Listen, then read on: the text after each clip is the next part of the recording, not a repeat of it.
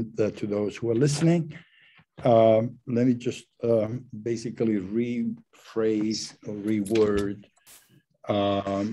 the introduction to this book, which is a collection of essays, as I will explain in a second. And it sort of stands aside from three other more systematic works of mine to which I will refer. This book right here, with a cover from Newspaper Rock in southern Utah and Arizona, which is like the beginning of talking among people, like how they represent. And there's a claim made in my book, not my own claim, that I've researched about the origin of language, not just from sound, but from the visual aspects of language, which is very crucial, especially in the 20th century, and especially in the age of the internet. So this is the book. The book consists of a collection. Can you all hear me? The book consists of a collection of research papers and articles that probe, analyze, and try to understand from a variety of angles the elusive art of poetry, arguably the most synthetic or economic way of saying something through human language, but here, in my case, also doubling as a synecdoche for all the creative arts. The essays explore how language works at the limit, beyond which there's either silence or death, or in a less gloomy perspective, and more likely, at the limit where various levels of misunderstanding occur.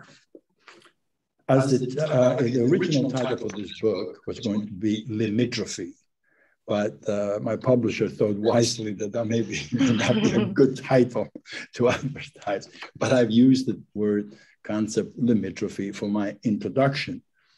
The suggestion is that we can only come so close, approach limit situation, test the boundaries of the sayable, but never really fully contact, possess, or explain everything about the creative act, about the poetic act.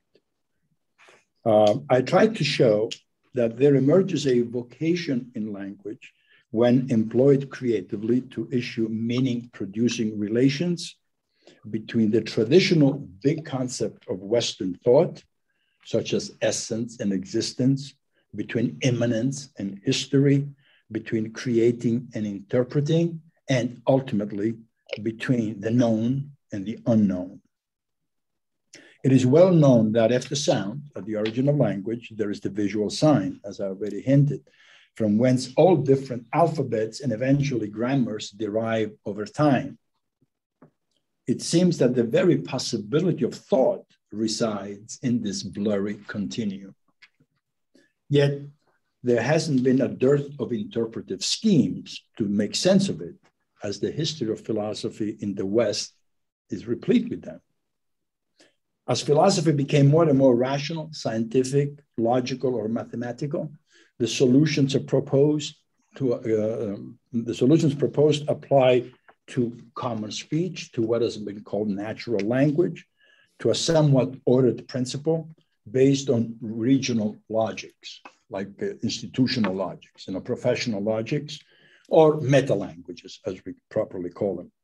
One need only glance through Peter Ludlow's gargantuan anthology, Readings in the Philosophy of Language, which is now over 20 years old, to appreciate the variety of approaches and the specific issues tackled, especially in the 20th century.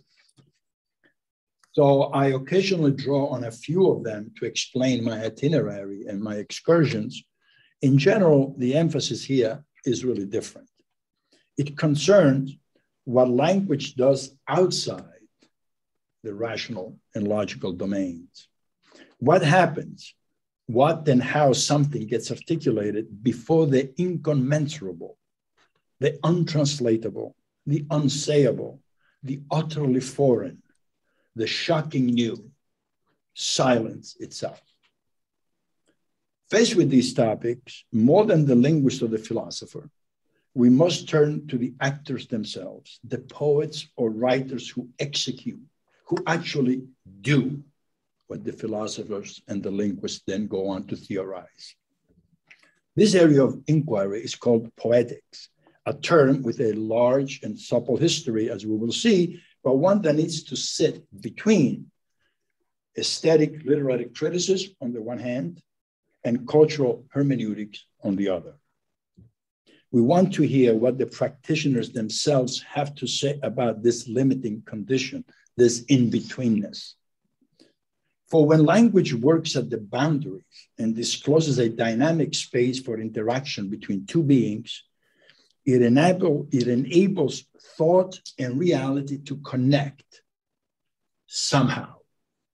And the 11 essays, studies are dedicated to variations, possibilities of this somehow, this in-betweenness. Poets actuate the synapse of the transaction, but there's no consensus on how it occurs, when it occurs, and whether it is good or bad. There have been some intriguing perspectives, as I go on to explore, going from pre-linguistic neurological basis of communication, we are familiar with those, I imagine, to the, just think of the MIT, new positivists, I call the neo-positivists, right? So from the neurological basis of communication to the idea that language predetermines what we call reality and how we can grasp it. And in the book, I also analyze the famous Sapir and Whorf hypotheses, whereby actually our own very possibility of thinking is linked to the languages that we speak, that we learn, so that, as you will see, that will raise other problems, such as how do we translate and so on. But from this arena of often strongly antithetical positions, what keeps reemerging are questions surrounding the meaning of interpretation itself, the dynamics of institutionalized paradigms over time, such as, for instance, the relevance and importance of academies, of schools, of various publishers, relations between groups, the politicizing of different poetics, and aesthetic and political currents and so on, and the need to put, so getting faced with all of these issues, that's when I thought that maybe we should put the concept of poetics right up on the front burner at this point. As I explored each theme, my theoretical concern with how creativity and communication are structured and function brought me to consider not just who is communicating with whom, but also the discourse generated and what gets launched outward from the interaction. Basically what messages, but we're gonna have not a dictionary definition of message here. What messages and therefore ideologies surface in the community. That is, messages beyond the creator's intention that become a cultural meme in the community. For instance, that's easy to see. A recurring topos deals with how do we speak about something for which there is no, or not yet, a language. Relaunching the issue of allegory here. And I'll have a couple of things that I really have to say about that, which are crucial, and I'll get to them. Another recurring topos is how to understand someone who is not a functioning member of a community. Let's say people who have linguistic problems, like speech problems, or people who have not learned the language of the tribe, okay? Or cannot partake in the communicative exchange of that community, who may in brief not know the semiotic codes of the other, the resident host.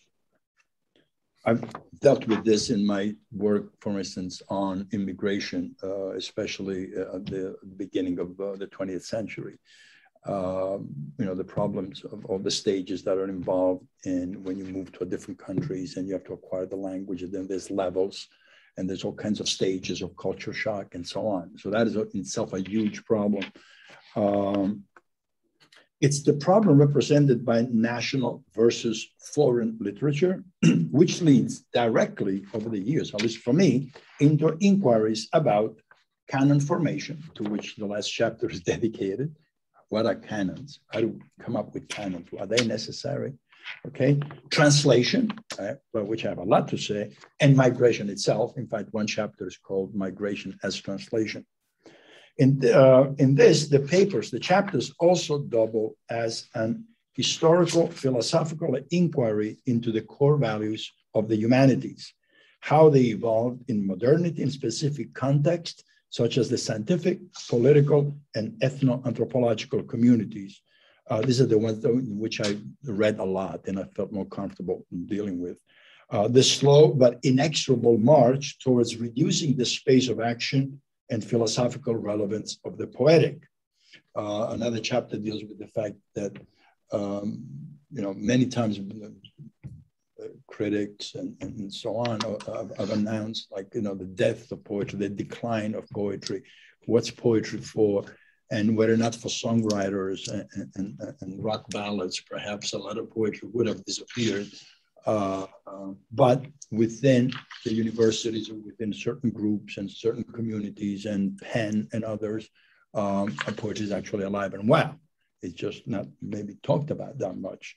And certainly in philosophy departments, it represents something that should be dealt with more in depth, the way we deal with the visual arts or music. Anyway, this collection of writings is situated, I have to say this, I'm sorry, between three other works of mine of a more systematic nature. First is the direct precursor of this book, my prefaces to the Diaphora, 1991, my God, I must be getting old. In which I tackle the debate over what is postmodernism with readings of Nietzsche, Lyotard, Vattimo, Vico, and Heidegger. It is in this earlier work that I first questioned the ancient quarrel, I call it the ancient diaphora, the contest between poetry and philosophy, an attempt to reframe a trend that has dominated the West for over 2 millennia at the expense of the humanities. If you take poetry to be, or now at this point symbolical, to be the representative art of the humanities, and philosophy as the representative pursuit of the sciences and of knowledge as such, as I and many other people before me have demonstrated, you can see a pattern from Plato onwards. Even in the centuries where people said they're like rhetoric dominated, there's a constant effort being made in the culture to sort of delimit its relevance because science and philosophy were advancing at the same time. So this is a really, really big topic in history, in historiography itself. And in prefaces, I first tentatively advance a rethinking of allegory. Now, I also researched a great number of critical currents and schools of thought for my big book on the postmodern, which I finished in 2005, but came out in 2009, and which covers the years 1945 to 2001. Thus much of my research in the social sciences, minority discourse, post-colonial studies, feminism, and neo-historicism is contained in that volume. It also advances a theory that our dystopic 21st century is what I call the age of the Orwellian warp, W-A-R-P, or alternatively, I call it the age of the perennial distortion. I mean, distortion, as many critics from Stanley Fish to Gianni Vattimo to Derrida to anyone have been saying for years, there is no such thing as a pure communication where, A equals A on the other side. There's always inevitably a distortion. And the point is to analyze at what level this occurs and with what the consequences. But I'm also claiming that this is like now institutionalized. It's the age in which we live. No one pretends to tell you exactly how things are. They just tell you what they think. And even when they pretend that they tell you the truth, it's just a manipulable truth for that particular community in that particular moment.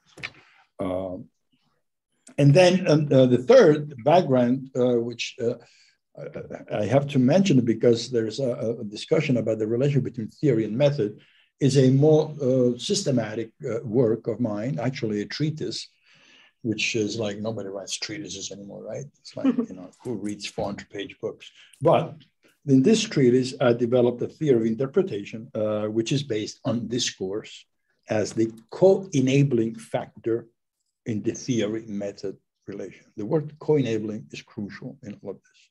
One cannot exist without the other. One generates and triggers the other. Basically, it's the relationship between being and knowing. And being and knowing can be articulated, can be talked about only through discourse, which is common to both. In that book, by the way, it's important for me to say, is that I actually showed that method, scientific method itself, is just a very sophisticated, formalized form of rhetoric. So sort of like rhetoric comes before method. Discourse comes before philosophy itself, if you wish. Okay, so to give you a brief summary of the chapters, to be more thematic here, the first chapter is the one that started it all, and it's called tuning in /to into the diaphora, which is the Greek term for differentia, for difference. And the subtitle is Lyric, Metaphysics, and the Reasons of Allegory, and addresses the questions. If, as some philosophers have held, Western metaphysics is at the end, and the whole 20th century is filled with that, as you know, from Heidegger through Derrida all the way to, you name it, Foucault. The whole 20th century is like metaphysics is finished, is done. It's no longer believable, it's no longer tenable, okay? If that is the case, and has sort of like declined in its authority, what impact does that have on the fate of the lyric poem? The lyric poem is poetry by antonomasia. It's like par excellence. Since the lyric has been touted as the quintessential metaphysical poem. And because of that, if metaphysics is declining or no longer believable, is poetry also declining, no longer needed, no longer something that we should be concerned with? Now, up to the 19th century, poets could still claim to be, or the community of experts asserted that in some guise they were, the vox populi. Sometimes in philosophy, we forget to keep in mind the actual material and institutional contexts of some discussions, of some of our certain, how could I call them, juggernauts were handled. The fact is that up until maybe 150 years ago, and for the previous 2,000 years, when a poet wrote something, it was like, wow, people read it, commented on it. From Virgil, Homer, you can think the whole tradition up to the 19th century, poets were actually respected. They were important people in a society, okay? Even in their differences, poets still gave voice to the grand values. That is life, death, love, pride, the good, different values, imagined worlds. This was no longer possible in the 20th century, as anyone who studies poetics and has a degree in literature knows very well. For the short answer has been, that's a short answer. That's what I heard for about 30 years in my book. Since Romanticism, early 19th century, poets only explore or know at best themselves, have little to teach the world, and do not introduce any new knowledge. This is what I was saying, the decline of the credibility in the poetic in the humanities. Then a half a century of positivism was followed by, and strangely encroached upon by, another half a century of idealistic aesthetic, whether German, French, Italian, or British. Straddling the two world wars, we also have what is called still critique, formalism, neo-criticism, and structuralism, which started in the teens, developed in the 20s, 30s, really exploded in the late 50s, 60s. They also added to and embedded this cultural prejudice that poetry was nothing special. And I have a chapter on that. So all of these currents have been what I call the hostiles of poetry. That is, those who do not see in poetry the aura, nor did they see in poetry anything useful. So the question of poetry and science will be explored in a later chapter, but I will say a few things about that when I get to it. Whereas here in this first chapter, I deal with how we arrived at the idea that a lyric poem is prone to pose and explore the big questions, what I call the metaphysical dimensions of life and meaning. I'll just read you like a couple of lines from some of the poets I analyze. Giacomo Leopardi in a poem to the moon. What are you doing up there in the sky, O moon? Tell me, silent moon, what are you doing up there? Or Keats, but who wast thou, O happy, happy dove? His psyche true in the oath to psyche. Or Blake, what immortal hand or eye could frame thy fearful symmetry? Or Foscolo, you spur my thoughts to tread the tracks that lead to eternal nothingness. Or Hölderlin, where are you, young one, who will always wake me in the morning? Where are you, light person, like light? And all questions like in the Grecian urn. What men or gods are these, the poet asks, contemplating the urn with the reliefs of the scene. What maidens lost? What mad pursuit? What struggles to escape? What pipes and timbrels? What wild ecstasies? So the lyrical poem is actually, it is a quintessential metaphysical poem. It asks the questions that maybe in other fields we just sort of like box into a taxonomy of sorts, or an easy methodology because we just want to get on and be practical with things. So this essay, this by the way, this for me was a real essay because it was not systematic like most of my other work. This essay rereads the evolution of this universalist understanding of the lyric composition through poets such as like Emerson, Baudelaire, Eliot, Walcott, and others. In the end, the dual challenge forces a rethinking of how we read these lyrical poems, introducing allegory not just as a mode of language, but also as a necessary critical figura to sanction our very possibility of interpreting. And then I'll say a couple of more things with this in a second. How am I doing, okay? You're great, you have lots of time. The idea that poets are the founders of society is typically associated with Martin Heidegger and his readings of Hölderlin and other German poets. But this will be found to be limiting, claiming as it does, the lyric poetry is the quintessential metaphysical of the question of being, as you all know, as Stony Brook, everyone has read Heidegger. So, you know, Heidegger being a question of being. But now I'm going to say something that's, I hope my colleagues will not sort of shoot me down from far away. That is that I think Heidegger's idea of language is all project founders on the fact that there was no language to express what he wanted to do after being in time. And the reason is that his idea of language, as you go from, I think, paragraph 17 of Being in Time, is it's not revolutionary at all. It's actually very commonplace for that time, for the 1920s. It was like just a sign and a referent. It gets better when it talks about Rede and Gerede, like talk, discourse, as the foundation of the existential foundation of our state of being. But to me, he doesn't develop it because his idea is being, whereas with me, and as I show in my other works, it's not being with a capital B that matters as much as beings, lowercase b, in the plural, real humans. All those people who did not for 2,000 years think being are the ones who make up history, the ones in the flesh and the blood. So that's why I shifted my emphasis to what happens outside the metaphysical construction or this idealistic, imagination of like a being up there. I mean, it's so platonic. I mean, the more I read him, the more it's like related, at least after 1930, anyway.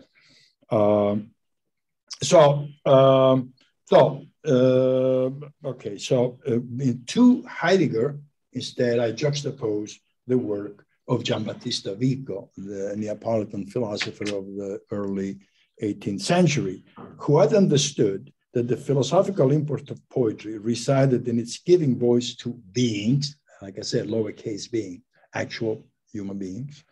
That is the invention of the gods, their undesirable and their undecipherable language was meant to explain somehow the unexplainable.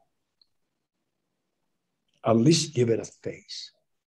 But the origin of language is the attempt to try to say something about something that you do not know, such as lightning, thunder, where does the soul go after you die, and so on. So the original language was telling stories, inventing stories, myths about it. And that's what Heidegger did not devote any time to. He's sort of like, that's rhetoric on the side. It is therefore marked for an anthropological, indeed materialist dimension that concerns not solely the speaking deity, nor in later epochs the speaking I, but the language of the tribe itself, the persons and phenomena and other reference, both human and natural, outside of the poem. This is made evident the moment Vico seeks to understand myth and religious poems, which are inextricably tied to local regional dynamics, links necessity and cogency, and describes what I call the Urgrund of the class struggle in our society. And as you know, in the later Heidegger, it's all about the Abgrund, the foundationlessness. Vico and other thinkers instead look for that in what is called an Urgrund, because the Urgrund is anthropologically founded, based. You can study it, you can decipher it, you can do things with it. Vico reveals how human cultures came about, how they discovered agriculture, the spiritual, enact taboos, raise altars, pass or impose laws, and develop a basic ethos, a common vocabulary, and eventually a system of symbols. So these archae are the bedrock of our cultural models. They provide a basic inframing to allow us to link with and grasp what was previously mysterious, unknown, non-communicable. Okay. If you have any questions about this, I'll answer gladly. One of the things that Vico says, for instance, is that irony, for instance, is one of all the possibility articulations of language. When you get to irony, it's actually one of the last styles or genres developed, because it presupposes already a rational mind that can actually be self-critical of itself, plus irony is atemporal, whereas allegories are actually tied to time and place, and so on. So the thing about allegory is that I go back to the original meaning of allo augurai, and believe me, since I did not study Greek, I had to check like 15 different sources in 4 languages to actually get to the source. And the best translation is other speaking with a hyphen. So it's not the speaking of the other. That's the big mistake people made. Even Northrop Frye makes that mistake. Allegory is saying this, we're using other words. That's what I call the semiotic interpretation, understanding of allegory. Allegory, instead, when you want to say something about something about which you don't know anything, or you just have to basically invent the way of speaking about it, and you do that with fables, if you wish. Okay? So, and I developed that along the way. The key, to put it back in Heideggerian language, meta language, is that it displays concrete, symbolic, and existential concerns about being in this world with others. One of my examples to make my point about the lyric poem is that if you look at the linguistic structure of the lyric poem, look at it carefully, you realize that a lyric poem does not need an interlocutor. It's almost like an oracle. It's a sententious, just comes out there. And if you're listening, fine. If you're not listening, it's just as well. whereas allegories are always, in principle, enacted and recited and told and transmitted because someone else has to be there. It's for someone else, not just for me. Okay. I carry this over then into the second chapter. I'll try to wind it down as fast as I can. Poetics and linguistics. This was an early attempt of mine to subvert structuralist poetics. As you know, in 1953, Roman Jakobson came out with his famous essay, Linguistics and Poetics, in which, for the great genius Jakobson was this monster that knew 300 languages and spoke 12 of them. It says, well, you know, there's a way in which ultimately a poem is basically a swerve from an established code, from what the tribe speaks, just a variation. I find that reductive, limiting, and it's also couched in a dualistic binomial way. So I reversed it. I said poetics and linguistics. Why? Because Jakobson himself grew up with the Russian futurists and learned from their experimentation what the limits of language could be, except that then later in his career, he had to systematize it. Okay. And in linguistics and poetics, I deal with two great authors, F.T. Marinetti, founder of Italian and futurism, and Gertrude Stein, one of the great modernists who took language to its own limits in a totally different way.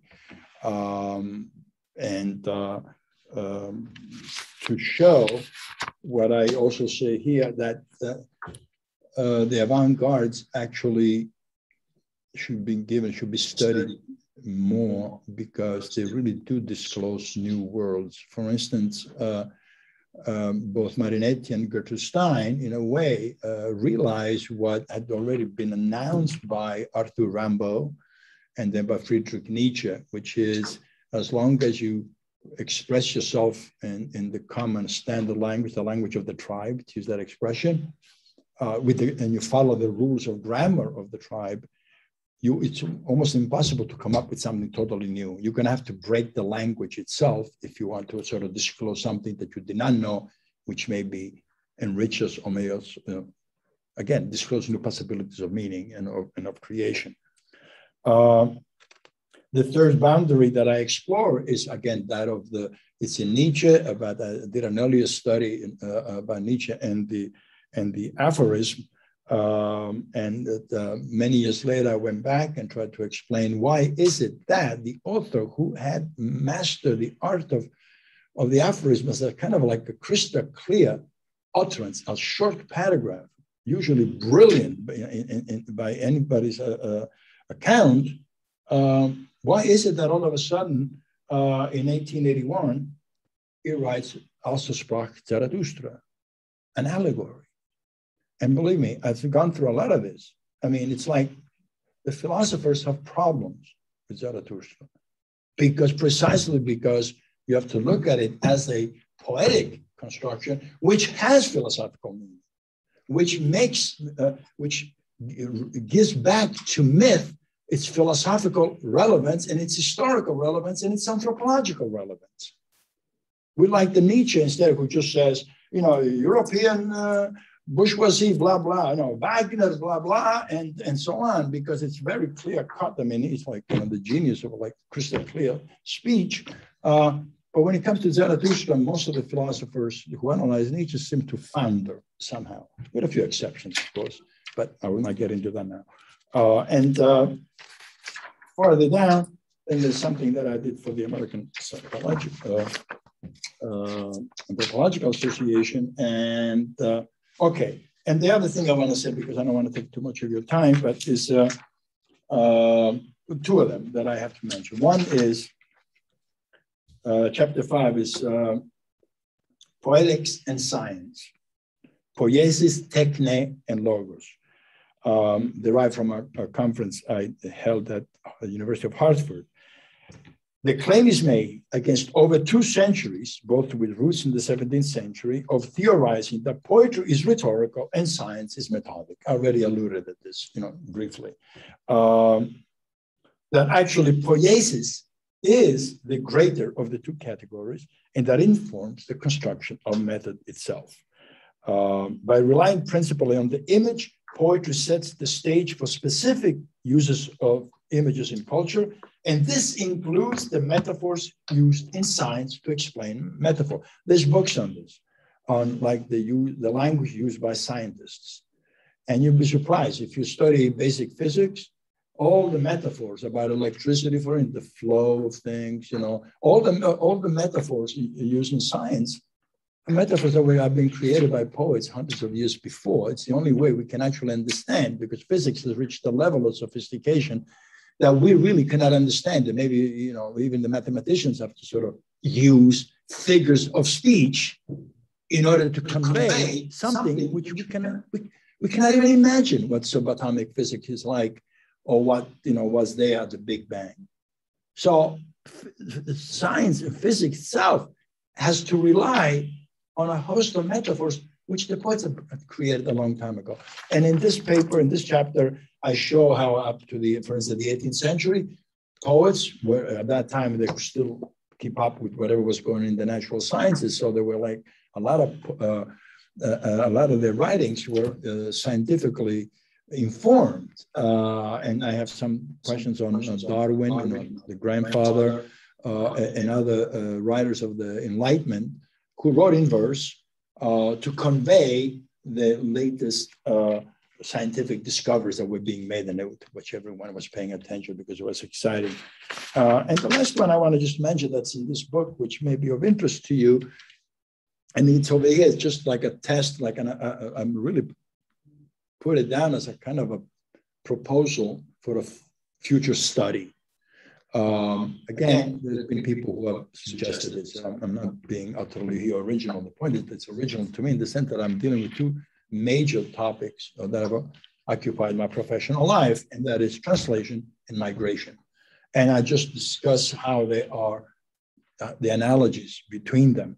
Let me see, I have another 2 minutes. I'll read just this one paragraph and I'm done. Okay, the chapter deals into the problem of translation and the parallels between the critic's task of extracting, synthesizing, and bringing to a new audience the meaning of texts and the social concrete experience of crossing boundaries by poets and their books. The study finds a correlation, symbolic at least, between migration and translation. Theoretical premises point towards the literature produced by expatriates, exiles, immigrants, refugees. The question of which national or regional language to employ impacts profoundly on what can be imagined and embodied in any language, and poetic language especially. Like, for instance, in Italy recently, in the last 20 years, there's a growing body of literature by authors who were either born in Italy or immigrated to Italy as children. So Italian is like their working language, but they also have another language behind them. And they write some really, really interesting stuff. I mean, they're challenging all the cliches, all the institutionalized, paradigms. They're revealing things about, not just about Italy, but it's about where society in the West is going. And so it's going towards multi-identity, belonging, non-belonging, or how to reframe social issues. Maybe we need a new vocabulary, and some of this emerges. So the question, here I go against another of the luminaries that everyone quotes all the time, Walter Benjamin, and I actually prefer Benjamin Worf here. Knowledge is dependent on its possibility to be articulated in a given idiom. But when this knowledge is brought into a social cultural world in which it must be rendered in a profoundly different language, as happens factually to migrants with their own life experiences, what are the implications for poetics, for philosophy, and for politics? I make a case here, and I go back to reread George Steiner, who wrote the famous book on After Babel, Badel, just in case. I think Steiner had a right when he argued that translations, because of their materiality, are a better index of how a culture constructs its own national mythology.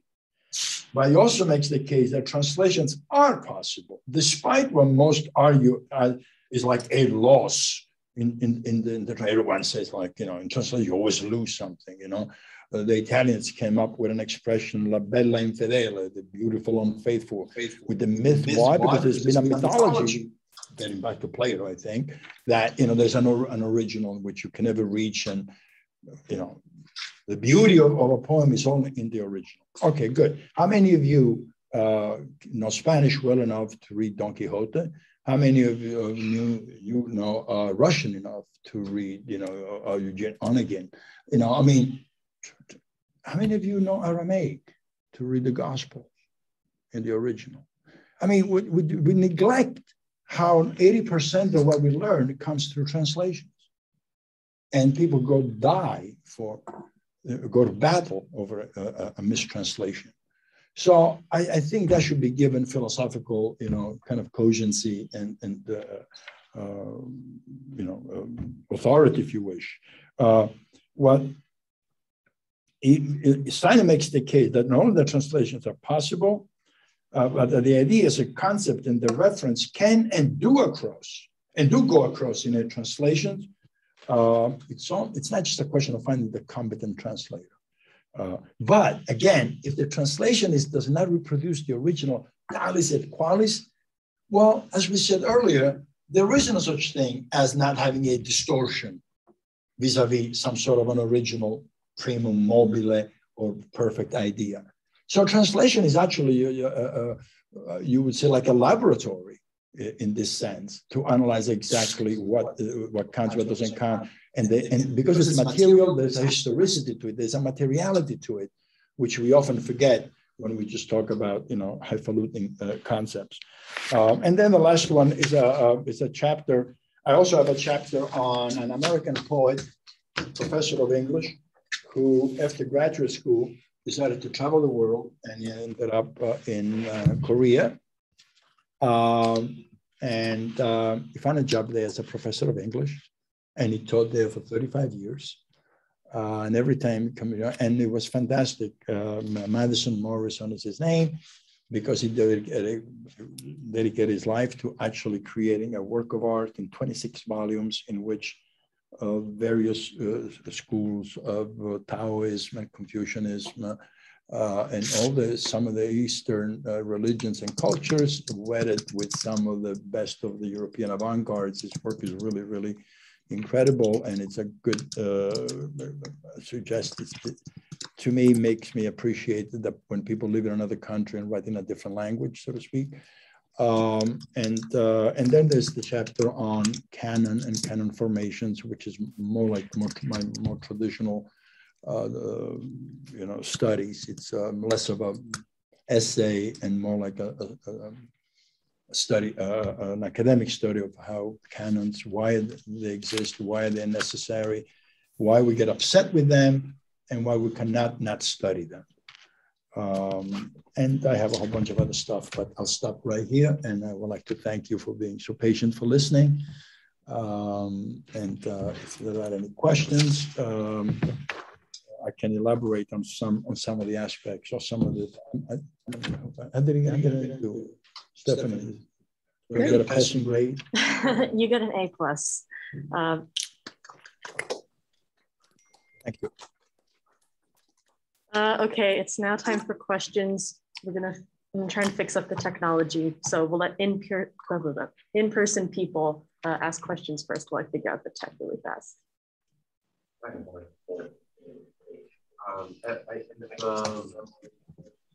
Scientists, if I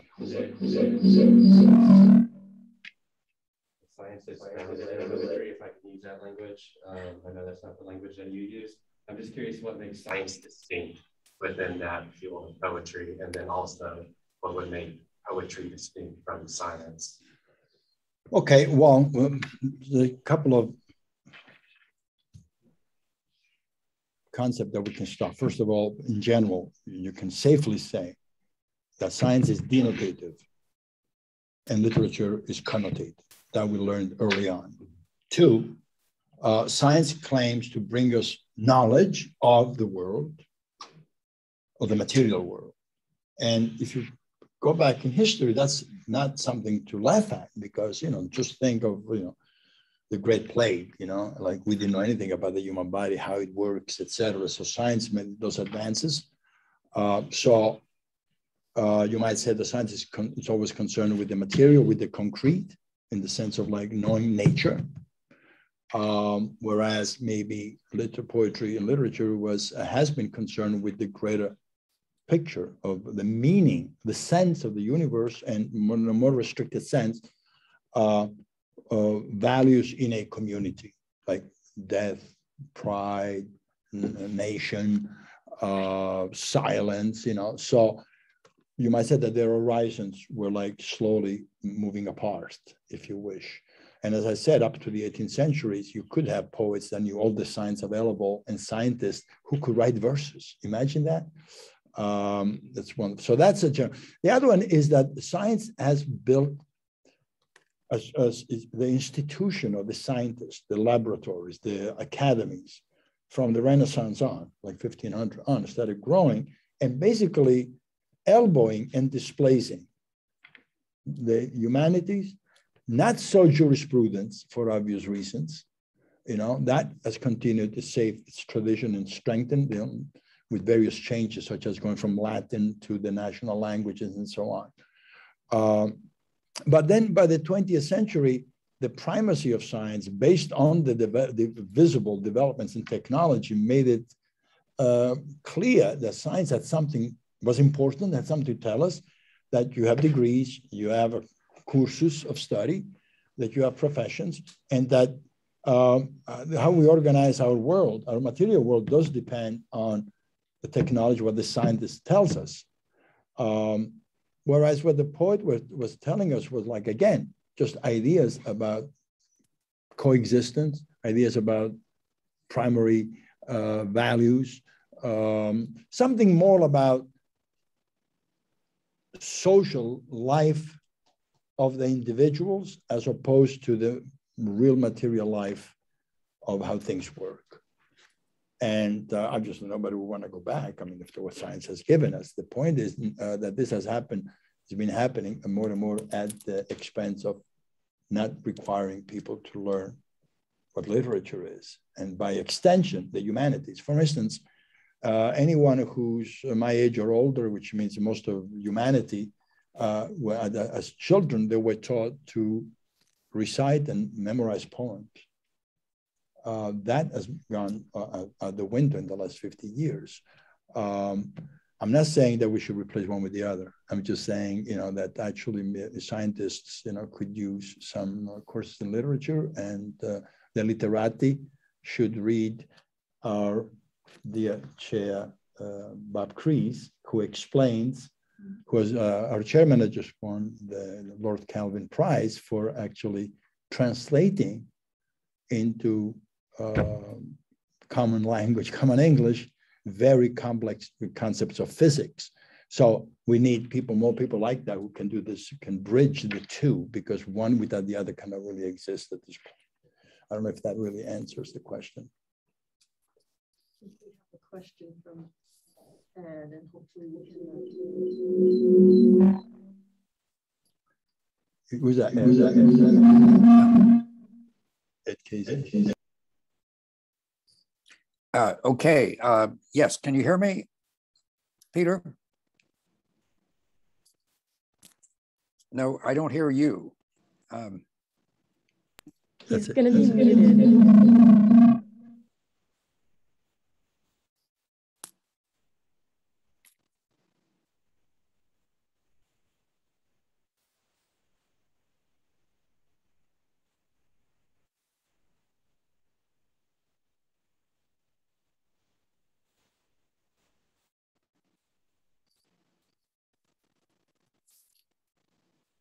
Sorry, hi, Ed. You can't even see me talk because I have my mask on. Yeah, but yeah, okay. I think when people on Zoom are talking, we're going to turn off Peter's mic so that you're not gonna be able to ask him if he can hear you, but he definitely can hear you, okay? So Peter, first an anecdote about your point of the low value in which translations are held in our culture, particularly in philosophical culture. When I first came up for tenure at another institution, having translated 3 books in my early 20s, I was told by a faculty member at that institution, well, 3 books, that's worth about 2 articles. And I thought, wow, I had spent 5 years translating these books from French, and that's what they were worth in the eyes of this senior philosopher. I think that's a very revealing value judgment about translation in our field, unfortunately. But my question is really about translation and migration.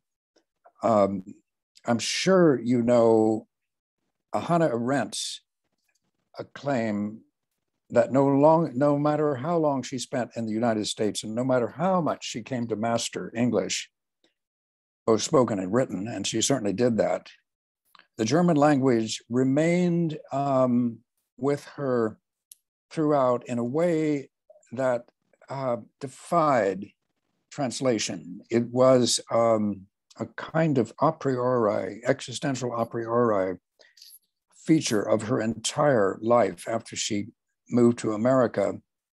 And so it wasn't so much that she was translating as a migrant from German to English, but really dancing on a new level with a new language.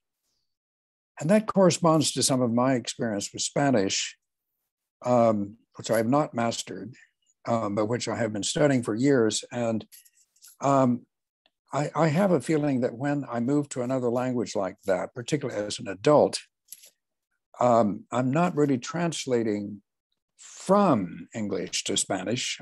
I'm trying to enter into a whole new linguistic universe that has its own rhythms and its own impetus, its own force. So I'm not entirely convinced about the analogy between migration and translation, if only because I think the role of translation itself is complicated. It doesn't seem to me to be so much a matter of moving to a new domain as having to live between 2 linguistic givens, one's mother tongue and then the new tongue. But the betweenness is there's no direct transcription going on.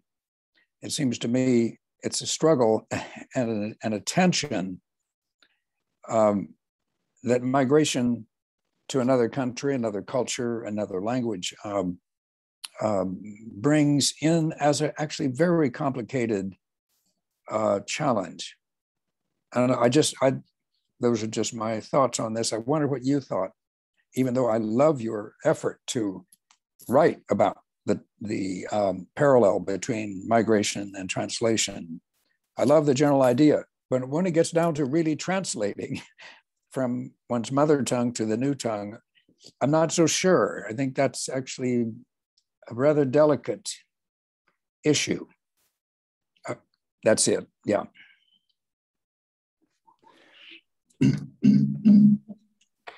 Thank you, Ed. As always, very intriguing, piercing questions that you ask. The discussion is really complicated, you're right. Let me just say a few things. One, that was an analogy for a number of processes, but they're not the same thing in the sense to the degree in which one involves one's life, the individual physical being of a life. So the migrant moves with his body. The translation moves through the letter. But so I'm not confusing the two by any stretch of the imagination. However, there is another myth in the West, at least in modernity, is that of the mother tongue. Now, there have been authors, especially from other countries like Kenya and others, who have made a lot of political issue of saying, if I write in the language in which I was educated, I'm writing in the language of empire. I'm writing in the language of the colonizer. Okay. The language that some of these authors from some of these less well-known countries in the world, and that includes the province of Cosenza, where I was born, if I spoke in my native, my first language, my mother tongue, I would have an audience of 25. Every time I go back to where I was born, if I don't speak Italian, half of the people don't know what I'm talking about. Because if I speak dialect, even the dialect has evolved. So I struggle with that for most of my life. And then there's the language you acquire in school. I mean, George Steiner spoke about this. All of the major thinkers that we always deal with, as you know, mastered several languages. The point is, can you write in those languages first? If you can write in the language, you can think in the language. However, here's the question that the young man asked before about the denotative. Okay, I've known of great philologists who could write critical essays in 3 or 4 or 5 languages, like Auerbach or Spitzer or others. That's a technical language. There are codes for that. So some of the words actually repeat themselves across languages. There is there's a deductive structure to the scholarly article. So it is conceivable, and I've seen people write perfect English, French, and German when it comes to scientific scholarly articles. The problem that you're actually pointing to is what happens when you want to be creative. And that's where the problem lies. And that's where sometimes being between languages is like really being in no man's land. To give you an example, I have with great effort managed to learn at least 2 languages, at least 2, maybe neither of which I speak perfectly. And I have written in 2 languages for most of my life. The question you ask, Ed, makes me think of the fact that, for instance, I could never translate myself. When I write in Italian, I'm thinking like an Italian, banal as that may sound. I sound Italian. Even people told me that even my gestures, physical gestures, are different from that cultural code, from that environment. And when I see myself, so I cannot translate myself, because even if the thoughts, you might say, well, the original image is there, but if I had an experience in Bologna in 1975, I was there and I wrote it in Italian. 30 years later, if I translate that poem into English, it's a bad translation unless I get tempted to rewrite it, rethink it, re-experience, and then all of a sudden it doesn't look like the original. It's a different poem. Yeah. So people who know me sometimes says, you're writing it in the both. No, I'm writing in one language only at a time.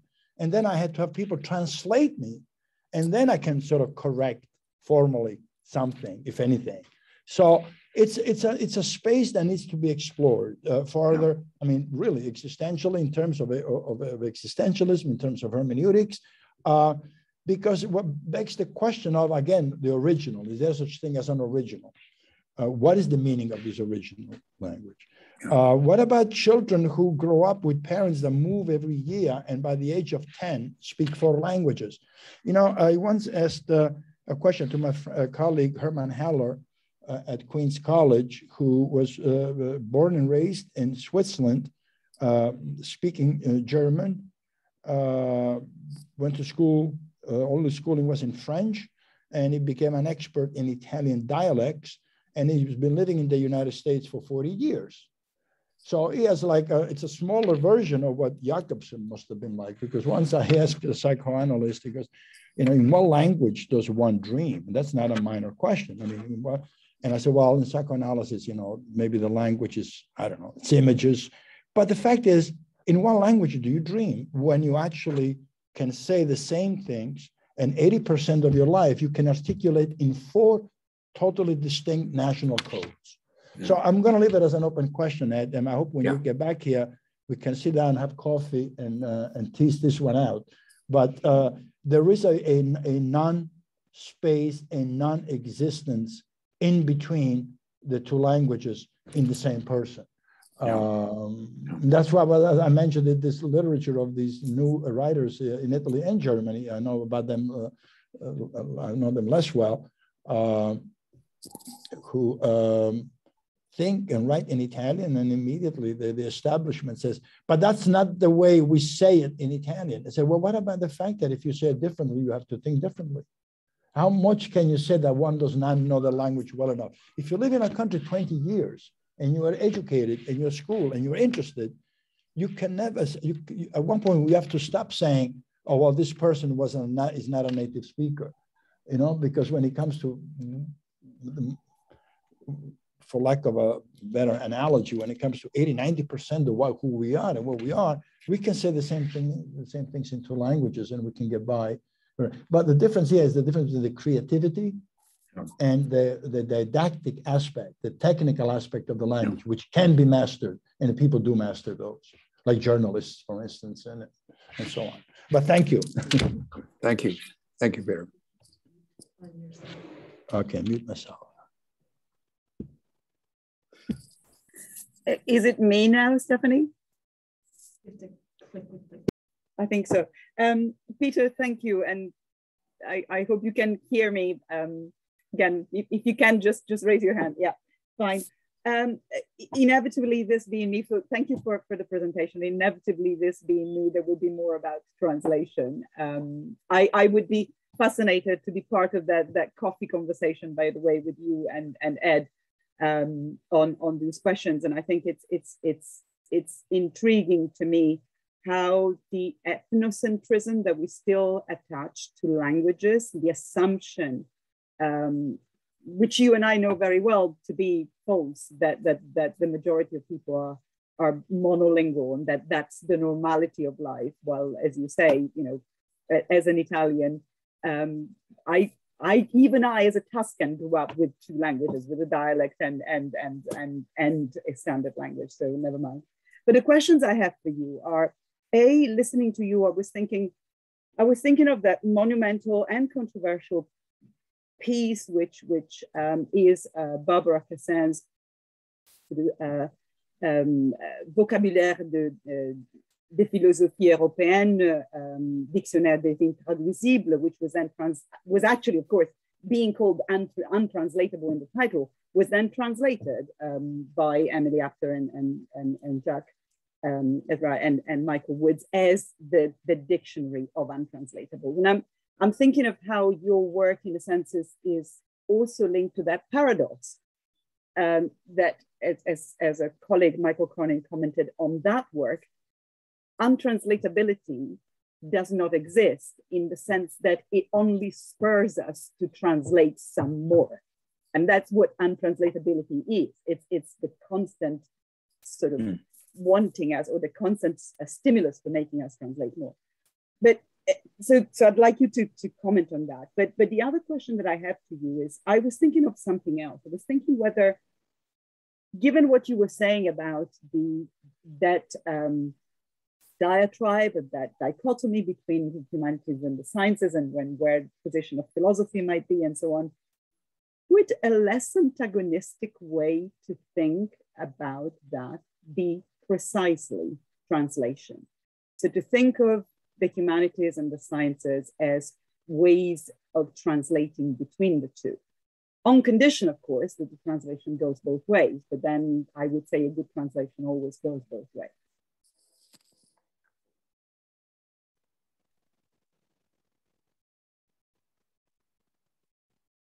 Okay. Can you hear me? Yes. Okay. Yeah, on translatability. I mean, in my chapter, I demonstrate, even by giving 5 examples, for instance, of translations of the Divine Comedy, which is like the benchmark to test translation. And I say, yeah, okay, the meaning, the sense of even such a complex poem as that does get across, and then it just becomes a question of personal taste, or of which one you like best, or which one rings best. I mean, I have a general principle here that the best thing you can say about a translation is nothing, because everyone, when it comes to a translation, everyone has something to say and everybody will do it better. The translations are possible, are necessary.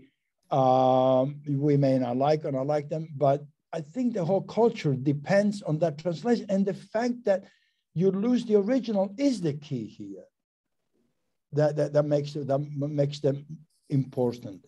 Were it not for translations done, they would not be known, for instance. Neither would the Bible, and so on. So I don't know if I get the gist of your question. Oh yes, that there is. So I want to finish that thought is we should think of it as it's one of the three original meanings of the word hermeneutics. In ancient Greek, hermeneutics meant to say, to explain, and to translate. And history is made up of the translations. Okay, so by going back to bridging the gap between the sciences and the humanities, yes, that is also a process of translation. It's taking a concept articulated in the meta language, let's say, of the physicist, and to bring that same concept over into, let's not call it a meta language of the literati, but certainly in the broader language of the community of, let's say, the academic community. That is also a translation. For that, we actually feel that we have more control, and that we can, it's actually an easier transposition, if you wish, an easier migration of the concept within the same society, within the same language, within the same national language.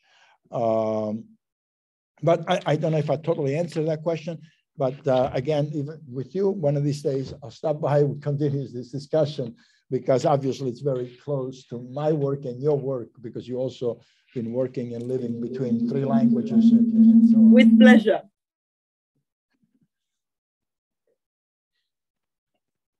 Okay.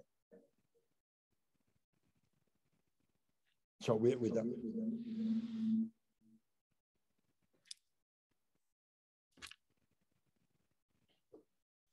Are there any other questions that people would like to ask, or would you like to give another round of applause?